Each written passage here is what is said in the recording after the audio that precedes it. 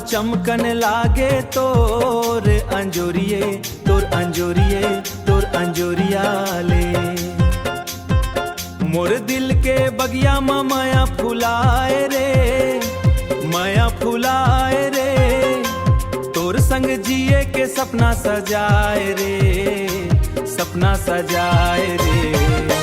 फूल हंस लागे हवा गुनगुनाए, तोर नाव ले लेके मोर मन हरसाए। नदिया बहत है चिरई गीत गावे, तोर माया मोला हर पल बुलावे आवे, तोर माया मोला हर पल बुलावे आए।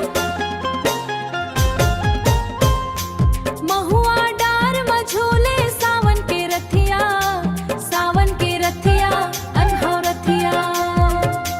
तोर बिना सुना लागे मोर दुनिया, सुना लागा मोर दुनिया। पायल के छन छन दिला चुराए, अदिला चुराए, अदिला चुराए। तोर संग जिंदगी हर रंगीन बनाए, जिंदगी हर रंगीन बनाए।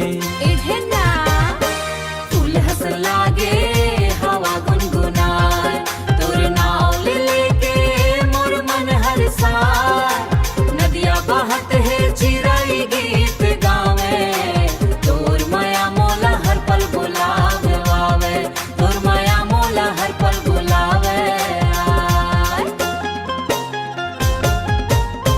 सूरज निकलाए ता मोर आस जगाए, तोरे अखी अपना मनवा बसाए। जन्म जन्म तक संग निभाबो, माया के दीपक ला संगे जलाबो।